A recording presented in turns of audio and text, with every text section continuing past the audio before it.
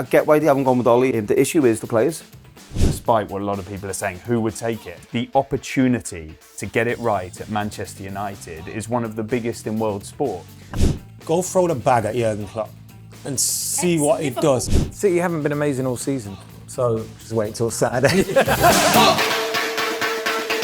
Well, given everything that's going on at Manchester United at the moment, we thought it was only right we all got back together again at our haunt that we were in before Christmas, the Church Inn in Mobley. Myself, Wayne and Kay are joined by two guests to have a deep dive on the situation at United. Adam McKola from the club and Stretford Paddock, and renowned journalist from The Athletic, David Ornstein, who I'm sure has been very busy, given it's the transfer window as well. Thanks for being with us. Wayne, let's start with Michael Carrick.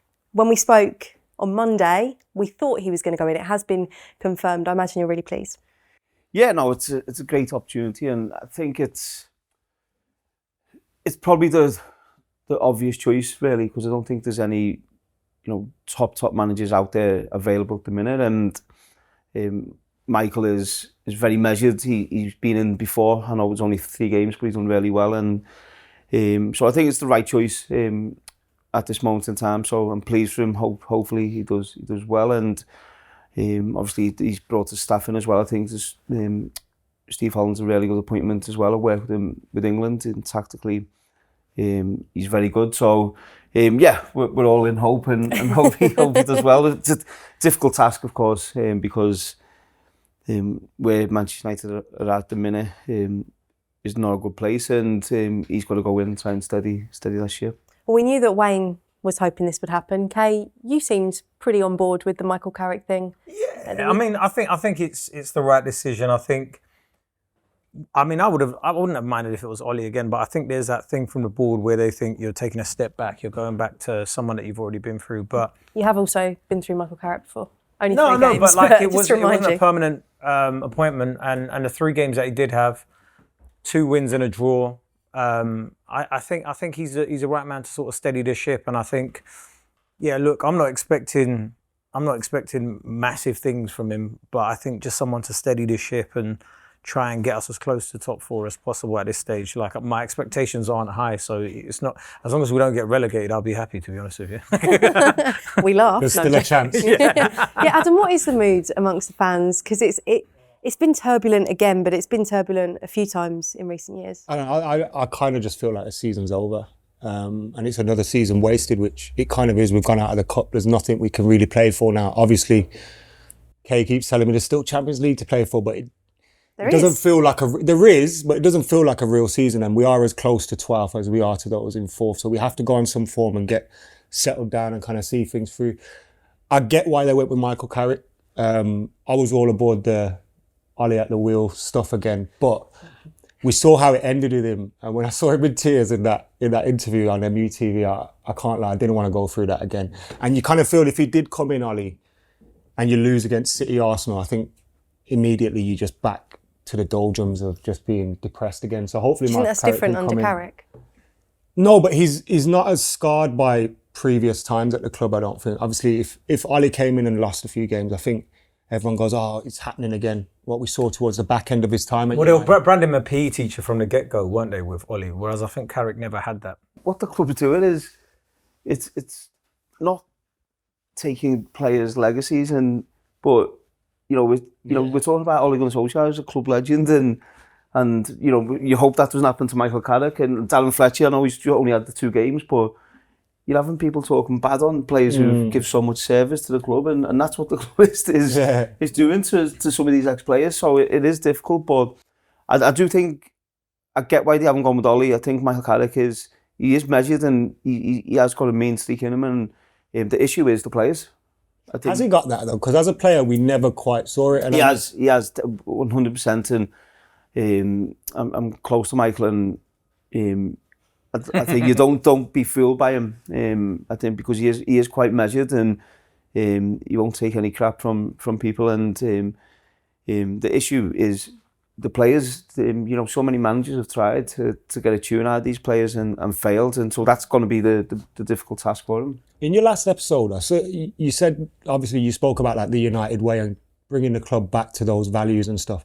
And as fans, we kind of know what it looks like when we see it on the pitch, right? We get to see it in 2 occasions most of the time, press conferences with the manager and how they speak and on the pitch. As a player though, if you were in the dressing room, what does that look like this week?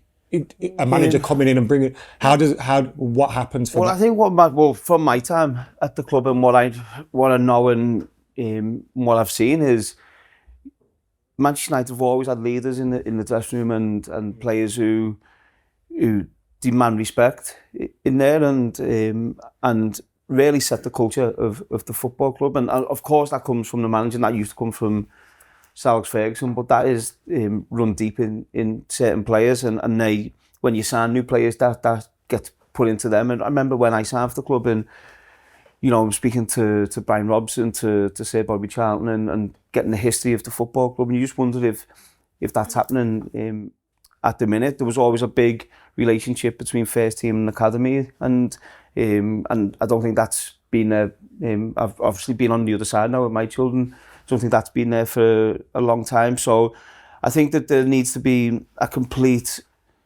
a togetherness from the whole football club, not just the first team, not just first team managers, coaches, 21s, 18s, the whole academy as well needs to come into play, because that was always, when you hear people talking about Manchester United and this is a real family club, I think that has lost its way a little bit. Well, it doesn't help when Amram was throwing the kids under the bus, though, isn't it? Like in press conferences, that's the complete opposite to what you're talking about when you were saying the kids. It's not just that, like, not turning up to FA Youth Cup games as well. I think that's quite important. And I remember the early period of time when he came in, he was at Carrington, going to games and being seen and stuff, and then not seeing him at those games. It was... Well, we used to have loads of players, loads of first team players used to go to the Youth Cup games. Then, or even when there was games at Carrington, if we finished training, there's a game at 1 o'clock, we'd all walk over and watch from the other side of the pitch, but we'd watch the games, and then we'd go to the Youth Cup games, and the difference that makes to them young players who are playing and is huge. I think all of this is why they were so keen to bring in, from the outset, as my understanding, somebody that was really strongly connected with United in this interim role. Because if you think back to previous occasions, it was Ralph Rangnick, who didn't have any Man United background. They tried to bring in an interim sort of world-renowned coach or football guru. And the last 2 permanent managers in terms of Erik ten Hag and Ruben Amorim have obviously tried to implement their own imprint on Manchester United. There were many reasons for Carrick getting the nod, as I understand it. Firstly, I think he was a stronger candidate from the outset than people were giving him credit for, because there was understandably a lot of noise around Ollie because of the connection with the fan base and the history and the job he did last time before it went wrong. He was in the job for like 3 years. The longest serving best since part. Fergie. Yeah, people forget that. I think, exactly. how long It was a real stint, and there was understandably a lot of emotion around it. But Michael Carrick seems to have been very highly rated as a coach, from the job he did in that small period, the job he did at Middlesbrough, and the regard he's held by players, executives, people in the game. I also think Ollie may have seen it as not an ideal situation. He would have taken it, of course, but he wanted to come in with an eye on permanency again. He regards himself as a permanent manager. He also, to my knowledge, sees Manchester United as still being a big project and a rebuild that he would love to get his teeth stuck into over a number of years. Whereas Manchester United, Jason Wilcox, who led this process with the support also of Omar Barada and ultimately both parts of the ownership group led by Jim Ratcliffe on the sporting side, they wanted an interim. They want a permanent successor from the summer. Now, maybe Michael Carrick will come into that. You don't know at this point in time. But I think they're looking for a big name, a world-renowned coach, manager who can fit into their system. They've now got some space and time to do it. And in that meantime, is trying to rebuild the connection that you guys talk about that appears to have been somewhat lost. Well, I think a big thing from a fan's point of view as well is Michael Carrick coming into the football club. You've got someone who wants to come in and wants to be there, because I know 100% Michael Carrick would not go into any other football club as interim manager. So he's going in because he wants to be there. He wants to try and help the football club. And whether that, as you said, whether that turns into a long-term it solution. almost feels like it could be a bit of an audition for him, because he has been a manager. He's clearly highly rated. If he does well, there's no reason why he wouldn't be in that conversation. Yeah, well, exactly what happened to Ollie as well, isn't it? And I think that hampers him though a little bit. Yeah, because I think but you never know. I think what he has. I know we rate Jonathan Woodgate really highly from his time at Middlesbrough with him. And as I said, I've worked with Steve Holland, so I think he's put some good people in there in the football club. But I think for the short term, you can't look past the game on Saturday, the City game. Exactly. But you didn't listen to your advice and wait till after City and Arsenal, did you? No, but you can't look past that next game, and what we all want to see is just the club getting some structure and getting steadied in this next few months, and that's the main thing, because it's been in a bad place certainly over the last 2 or 3 years. One of the things they're going to have to be so careful about is not just falling into, I don't want to say trap, because Ollie did well when he took over permanently, but almost saying, we'll see how he does, with a view to him becoming permanent manager, because the dynamics change so much. The sort of bounce or euphoria, the reconnection that comes with an interim, we've seen it at other clubs as well. And then that temptation to let them carry on, and more often than not, the short-term decision brings like a bit of a downfall. Even when Erik ten Hag got given that new contract off the back of the FA Cup, then it slumped straight after. So they need to conduct a proper, really thorough, diligent process led by or with support of people who know the market, research it properly, speak to the candidates, and maybe that will include Michael. Are they doing that? Is that process starting? It presumably starts now. There are a lot of very good quality managers and coaches who are in positions now, which makes it difficult to speak to them. Not impossible, but by the book, you probably have to wait a little bit of time until contracts expire. Crystal Palace, Fulham, Bournemouth, until teams get knocked out of the World Cup, England, Brazil, Germany, USA. And there'll be others who have clauses that allow them to leave, either for fees that are lower in the summer or can't be activated now.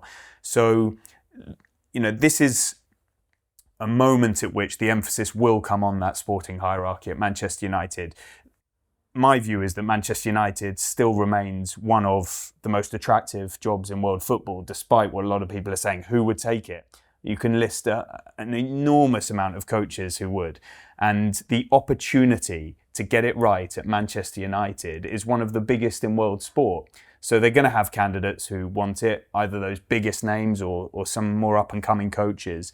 And the onus is on this regime now. The eyes are on them. And I think we've got to give them an opportunity to get it right. I was going to say, you know better than most people. What was the feeling like from other clubs around Michael Carrick as well? Was he quite sought after by certain other clubs as well? Because I heard rumours about like Tony Bloom really liking him and other sort of clubs that were interested in him, or is that just hearsay? Wayne, more on a personal level, from the industry, you don't hear anybody speaking anything other than highly of Michael Carrick. It's an industry that is very quick to slag off people, and it's quite bitchy.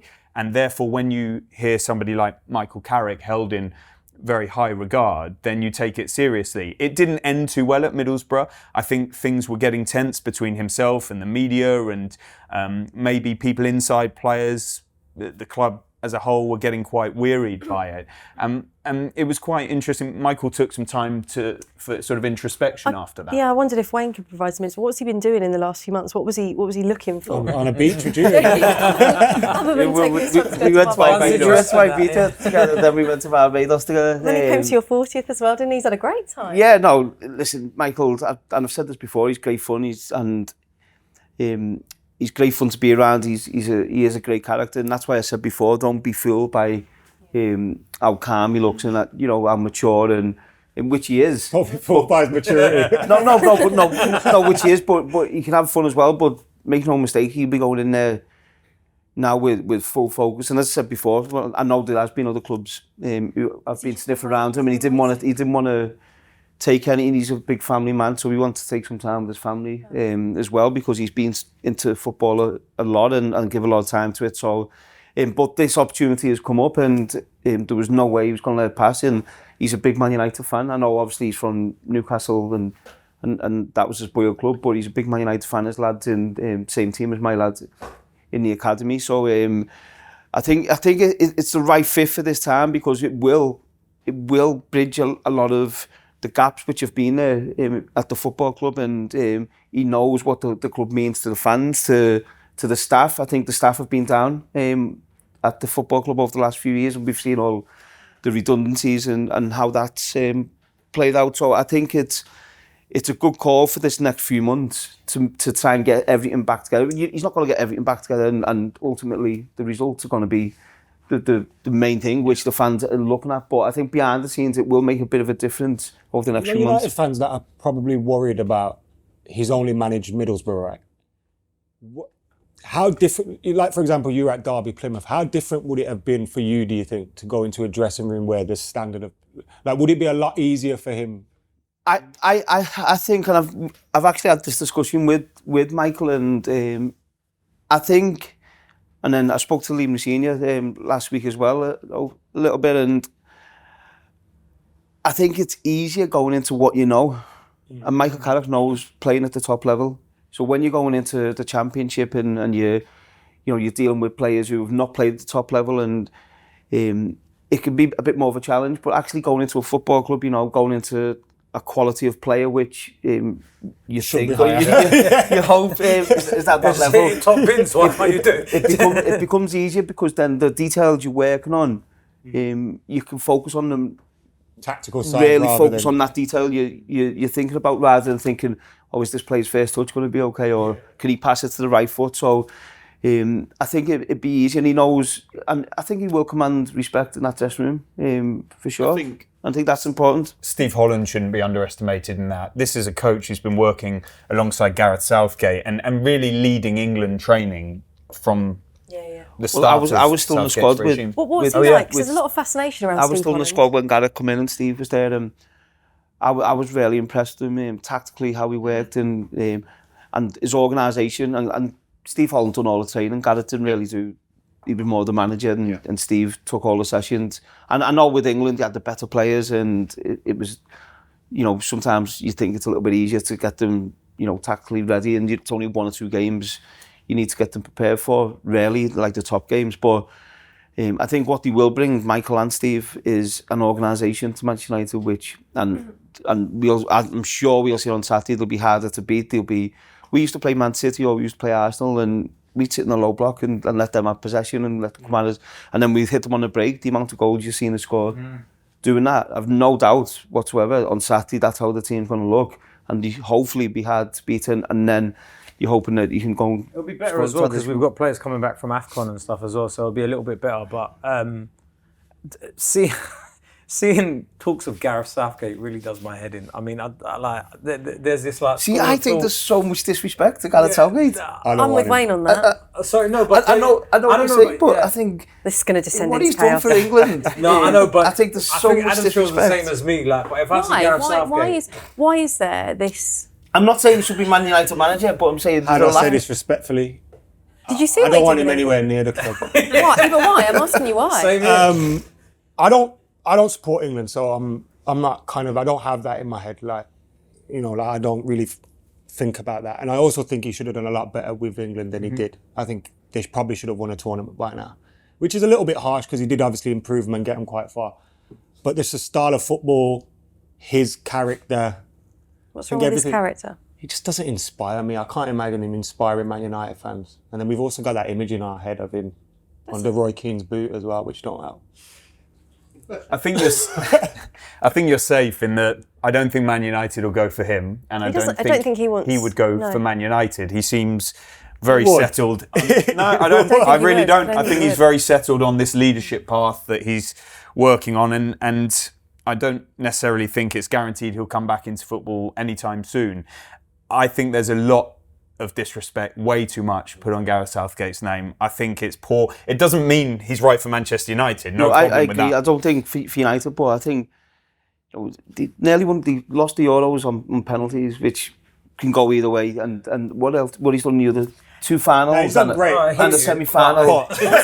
No, I know, but Also, Wayne knows it. Wayne's been part of England's squads that should have won something, or everyone thought was going to win something, and getting to finals. We lost our penalties twice. Yeah. Sorry to bring it up, but getting to finals now, it feels like we're taking it for granted, and we're like disrespecting that achievement. But before this descends into a Gareth Southgate debate. We've got one half of the table going for him. Before we move on to the players, I just wanted to ask, if you don't want Gareth Southgate, what other names should be in that conversation? Look, I think He's been on the Jürgen Klopp needed to move bandwagon on. for ages. I have a little bit of me that just goes, go throw the bag at Jürgen Klopp and see what he Ex-Liverpool does. manager. Just watch what he does. He'll need round-the-clock security. Imagine how good the games There's a will be between Liverpool fan in United this and room Liverpool. whose jaw has just dropped to the floor. At the same time, enough headlines He for wouldn't do that. one. at the same time, I think I'd like to see us go after someone like Luis Enrique, Thomas Tuchel. There's 2 Liverpool fans. Go and actually. get someone of that ilk rather than, you know. But go and Real score. Madrid- But I think Real the pressure Madrid has is to in- be on Ineos now. You got Wilcox, Barada, Ratcliffe, who all sat by,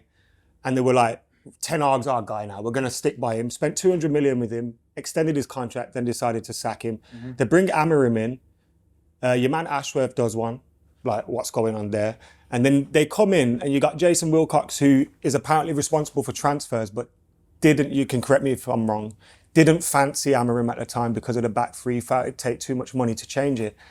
And then, but they're also telling us on one side, this is the best in class decision making. We're all on the same page. This is a glorious future. We're all going to be making decisions together. And then you've got someone that doesn't want the manager. And eventually that breaks down. And I think it was always inevitable if Wilcox and Amorim didn't get on and didn't see eye to eye that this You're would not answering my happen. question. Who do you want next? Amorim's gone.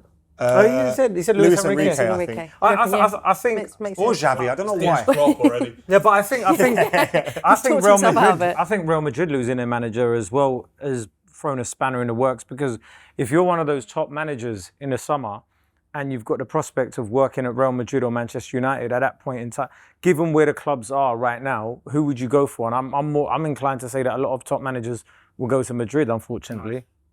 I'm really intrigued by the timing of Alonso's departure and United bringing their interim solution in now. If a club had known that that was going to happen with Xabi Alonso and Man United are in that position now, would they have gone all out for him while he's on the market and before we get to the summer that I mentioned is going to have so much activity? You don't think so? They would have... Alonso, no. Back three again as well, isn't it? No, just Yeah. for... I agree. I think before Liverpool, I would have loved Klopp, but I don't think you could bring Klopp in. Just imagine how mad it would be. For me.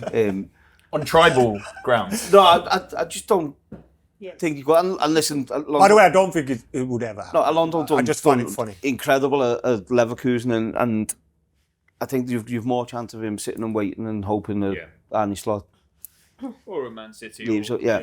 Well, this is going to rumble on, isn't it? It's going to be a fun few Tuchel months is the as one for we... me. Yeah, you said that the other day as well. I just think he knows the Premier League. He's won trophies. He's he's doing well at England. Time will tell. Everywhere he goes, he seems to pick a fight with the board. And we've seen how like Wilcox and Barada and stuff, when that falls apart again, you just back to square That's one. why this 6 months, I think, is so crucial. And it is hard with international managers being in jobs, but at least you can speak to them. That they need to be mapping this out now and building bonds with the coach or some coaches that they're going to take to the final line. Well, he done it with Van Gaal, didn't he? Yeah. Who took the Netherlands to the World Cup and obviously was coming straight into Manchester United. And that was strange because I was obviously a player then, and in fairness, none of us had any contact with Van Gaal. But that John, bond but with the sporting director. So and it's never perfect anyway. I'm sure they have rows and disagreements behind the scenes. But with Man City, how they had it, Pep Guardiola, cheeky Begirstein, in the earlier days of Michael Edwards and Jürgen Klopp, and now Richard Hughes and Arne Slot, Mikel Arteta and Edu Mikel Arteta and Andrea Berta.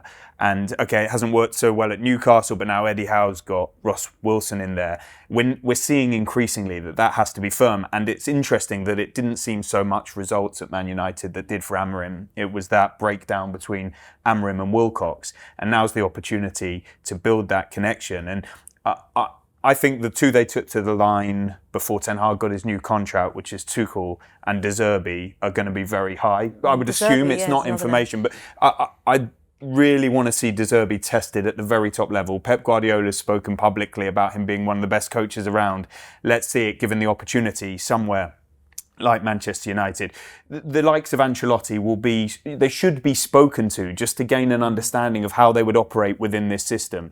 People saying Emery, inclined to say that's less likely because of the amount that he brings with him that he took to Aston Villa. And although I said everyone will want this opportunity, or a lot of people will, Tuchel veered away from it once already. So it's not just who Man United want to go and get, it's who wants to tango with them. Let's bring it back to the here and now and what Michael Carrick has to do. We know he's got the Manchester derby this weekend, but Wayne, which players do you think will immediately benefit? I know Kobbie Mainoo is the main name that's being bandied around at the moment. Yeah, well, I think Kobbie will certainly get more of a chance to what he's had. And then it's on Kobbie. And I'll be honest, I've been disappointed with him when he has had his opportunity. I know he hasn't played many games, so he needs to obviously try and get his fitness levels back up to scratch as well. But I'm pretty certain he'll get an opportunity to come back into the team. I think they've missed the players who've been away massively over the last few weeks. So I think for all the players, I think what we want to see is we want to see energy, we want to see work rate, we want to see a defensive unit, which I don't think we've seen for a long time in Manchester United. A Man United team who's hard to play against, but then also can be front-footed at the right time, and that's what I don't think we've seen for a long time. Is there any money to spend? Are you about to dash Manchester United fans' hopes? We don't have any hopes. Well, there's nothing. It's gone. This is what you need to realise here. We have no hopes. Positivity has come to the table. Well, there's money there because they've got this revolving credit facility. That's in the accounts. It's fact. So He's getting his hopes up. Credit facilities. Sorry. Blazonomics. The credit card. The fact that they were in the mix for Antoine Semenyo shows that there were some resources available, but that was a targeted piece of recruitment that didn't come to fruition for that specific player, a market opportunity. And in the absence of that, and maybe this was a bone of contention with Ruben Amorim towards the end, if we were going for that player and he's going to Man City, who are we going to get in exchange for this left-sided attacking position? And Man United's view is we're going to keep our powder dry unless some wild opportunity comes in January, which is highly unlikely for a player they're looking to sign in the summer. And therefore focus on the next market, which is going to be a number 6, we think, like a holding midfielder, whether it be an Elliot Anderson, Adam Wharton, Carlos Baleba, or a number of others I'm sure are on their list. If Casemiro's leaving, they may need more than one in that role. And then there is still that left-sided attacking position that would need to be filled if they were interested in Semenyo. And let's see what happens with Rashford and Sancho situations, because it appears they've got no future at Old Trafford. And then there will be other positions in the side. Maybe a centre-back. Is Harry Maguire going to leave because he's in his option year now and there's no suggestion of a renewal? So there is a lot of recruitment work to be done. But I think with one competition, now, the Premier League, the top 4 race, players coming back from AFCON, players coming back from injury. There's barely anybody sort of injured going into the Manchester derby. I think they're going to stick with what they've got. And don't forget that you're going to have a new voice in that equation. And although we talk about recruitment heads, so in United's case, Christopher Vivell and the sporting director, they should be planning on these windows for months and years. And so they could technically sign players irrespective of the coach in this continental model. I think when we're talking about the likes of Tuchel and De Zerbi and these guys, it might not be so wise to bring somebody in now unless it's an absolute guaranteed summer target. And so I think it's going to be a summer window. I don't even think there's going to be departures massively. Maybe a Xerxes, but he's been one of the better players. Mainoo's got an opportunity to prove a point now. I think the problem United have got at the minute is if players come available now, I think they have to go for them, because when it comes to the summer and you're in competition again with the teams who are more successful at the minute, it becomes more difficult to sign the players they want. And so if a player becomes available now, you think, yeah, we can go for him now, and maybe after you're paying over the odds to get him a little bit, I think they have to take it now. But I think I agree with the thing that if we wouldn't sign him in the summer, we don't sign him now. I agree with that because it's got us into trouble so many times before. There's been a lot of talk about Jim Ratcliffe, right? And his influence on those that he's appointed to kind of make decisions. And I saw some reports this week, not from you, I don't think, that he doesn't really know football, right? And I was like, that's not an issue unless he thinks he knows football and he's trying to make his opinions heard. Does he have too many influences on decisions, and does he push for certain things? Like, did he have, we should go from a back 3 to a back 4, did that ever become a thing with him? I'm not aware of him having sort of direct influence of that nature around formations and tactics. Of course, he'll be speaking to the likes of Barada and Wilcox, and whether influence has been exerted through them, only they know. I do think Ratcliffe has some footballing experience because they had Nice and Lausanne before Manchester United, but certainly not the level of experience that should be influencing footballing decisions at United. I think they would be at pains to say he doesn't, and that Wilcox led this process. It was a technical decision to bring in Michael Carrick. No doubt they would have had their views. Joel Glazer's been influential at Manchester United, more influential throughout the Glazers' reign than maybe some people have appreciated on the outside. But yeah, they gained sporting control, and Jim Ratcliffe, says he's a fan and appears, or from what we hear, to be quite hands-on in his ownership. But I don't think that's extending towards telling a coach what. And if he is, and only that would be worrying. If he is, that's a major concern, of course. And this isn't going well for him so far, clearly. And so he will be putting the onus on that sporting hierarchy to deliver, even if that's with some pressure from him. I do have a little bit, I don't sympathise with billionaires on a regular basis, but I do have a little bit of sympathy for him in that I get the protests, and I agree with the protests that are aimed at him and the Glazers, especially the Glazers, obviously. But the Glazers are there to take money out. That's what they've been doing ever since they arrived in 2005. Whereas he's putting money in, and his intentions are to make us a better football team. And I kind of feel like they've never had that intention, but he actually does. So at least you've got someone there that's trying to make us better. But then if he's putting people into place and he thinks his opinion matters more, then that's an issue. Do you know what I mean? It's the phrase, and we've used it on other clubs in the past, the fish rots from the head. We can't get away from who's in charge of this. And equally, he is clearly not the only one that's responsible for this continued underperformance, failure, call it what you like. There's been investment in the training ground. There's been investment in the football team. It's there for all to see. They've spent exorbitant amounts of money. But we cannot deny where the ultimate responsibility lies. But I do think that with Ratcliffe, he's in his 70s. I think he wants success as quickly as possible. I'm being genuine, because it does play into it. He can't wait another 10, 15 years. There's reports that they've set a target of 2028 to win the Premier League title. Yeah, I mean, I want a Bentley tomorrow. It's not going to happen, is it? What do you make of that? No, listen, you've got to be ambitious, haven't you? And where the club is at this moment in time, then I think it's very difficult to see that. But you never know. You never know what happens over the next couple of years. I'd like to see it. You get the right manager, things can change very quickly. It's 2 years, yeah. But when they said win the championship in 2028, did they mean the championship? As in the second tier of English possible. football? There's a possibility. Who's the comedian here? It's a tough league. It's a tough league to play. Harris knows it. I think we've seen how quickly things can improve in football to become competitive again. And, it's not long ago that United were picking up trophies, and Ollie had them top 2 or 3 years in a row. Ambitious is the right word. Most people would say no chance, and it's too soon, because we're in 26 now to actually win those trophies. But there's I think United are probably in a. You may disagree, guys, and it is only really known internally and structurally, and in terms of what they're doing around scouting and these things that take time to come to fruition. But I think compared to the height of sort of Glazer animosity, United, from a sporting perspective, are getting to a slightly better place now structurally than they were then. And so if they continue that path, they could, and you said this season is over for you. They're a few points off Champions League places.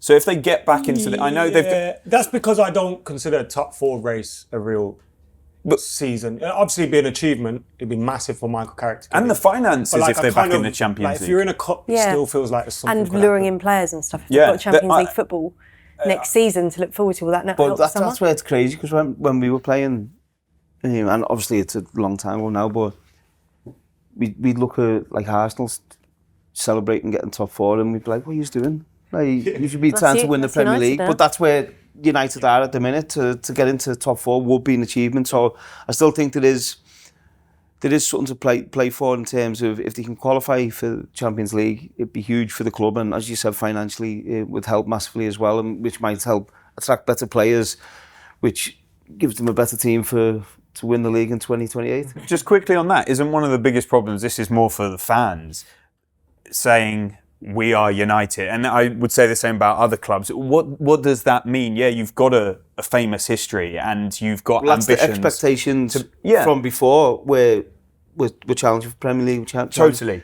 And that's where I think there's a bit of disconnect in terms of now what are the expectations, and are we still expecting as fans to win the Champions League? And should you put 2028 on there, or should you actually be more pragmatic and say we're going to be humble and not talk about what we're going to be lifting in terms of silverware, but how we're going to chart this course and the process, and the trophy should be a repercussion. It's a rebuild, and they're trying to rebuild the football club from the bottom to the top, or top to bottom. It's also trying to become a modern day football club as well, because Sir Alex was just... But I think putting that 2028 target on it was a bit of a bad PR move for themselves. They put a lot of pressure on themselves to try and, win. I think the pressure's league at good point. in that. It Pressure is makes and it diamonds, isn't though, baby. because it's like you set realistic targets, don't you? You don't set targets that you're gonna. It's like when they came out and said, "Oh, we're gonna build this amazing stadium," and then like 6 months down the line, they were like, "Well, those plans can't even happen." It was just like, don't try and put things out there that you can't deliver on. That's what really annoys me about it. Yeah. Okay, well, this weekend is the Manchester derby. You're on Match of the Day on Saturday, aren't you? So you'll be watching it. You'll be watching it from the BBC studios. How are you feeling about it? It's obviously, we joked, didn't we, about maybe Michael Carrick waiting to take the job. He's taking it. Yeah, no, listen, it's a massive game for the club, for Michael. I think what Michael will do is bring a bit of calmness and a bit of grit to the game, which I think is needed on Saturday. And it's going to be very difficult. Man City are obviously a top team, and it's going to be very difficult to get out the game, even at Old Trafford. But as we've seen over the years, Man United in any game, if they do turn up, can win the game, and we hope that happens on Saturday. The atmosphere will be a load better, won't it? It should be, yeah. Everyone will be singing it's Carrick, and all that. Yeah. So, but it's how long will it last? You know what I mean? I think the players need to either smash someone, or in the first couple of minutes just keep everyone going, because obviously City haven't been great in the league. Drawn the last 3 in the league. Drawn the last 3. Saying there's There's a hope. chance. I'm saying There's you chance. don't have any hope about United, but I'm giving you some. Also, I think obviously having Ahmad back and Bumo back, I think is huge. And Bumo's probably been our best player this season. We missed De Ligt, and I'm a little bit worried about us defensively. But going forward, we should have a little bit more. Who would you start, Ahmad or Bumo, or both? It depends on how he's going to play the game, but I think what we will see is what we've seen over the last, well, certainly with Amarin, is United defensively. There's gaps all over the place. The pitch becomes so big, and the opposition have got so much space to play in.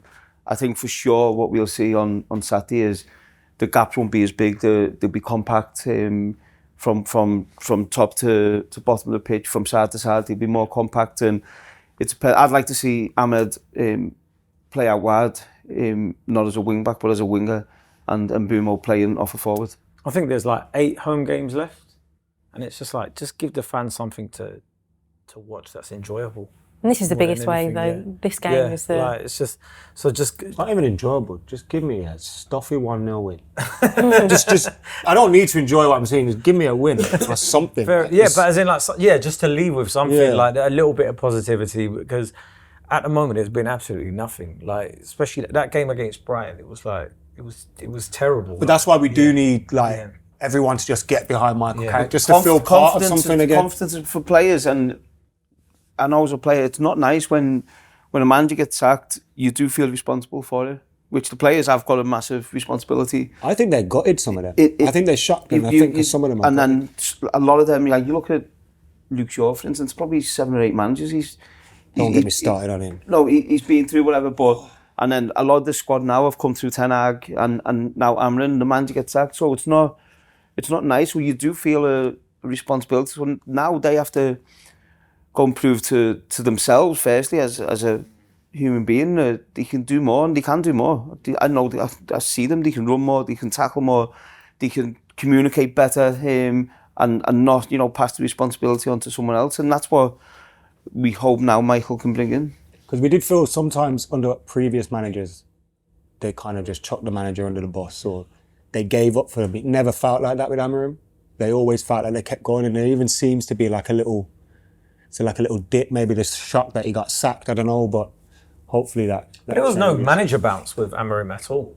No. It was like 10 minutes. We went 1-0 up. Yeah, 10 minutes, and that was it. I think got to be measured. City are a far superior team, and we saw how well they played at Newcastle in midweek, and so they should win, but a one-off game in Old Trafford and galvanised. Also players playing for their future now in this 6 months, because there's going to be significant change next summer, whatever happens. Wayne's right, there's vast quality there, especially in the attacking part of the pitch. Those three, especially the two wide attackers now, and Sesko coming to the boil, and Ahmad, if he's used as well, if him and Mbeumo are back from AFCON, they can test any opposition.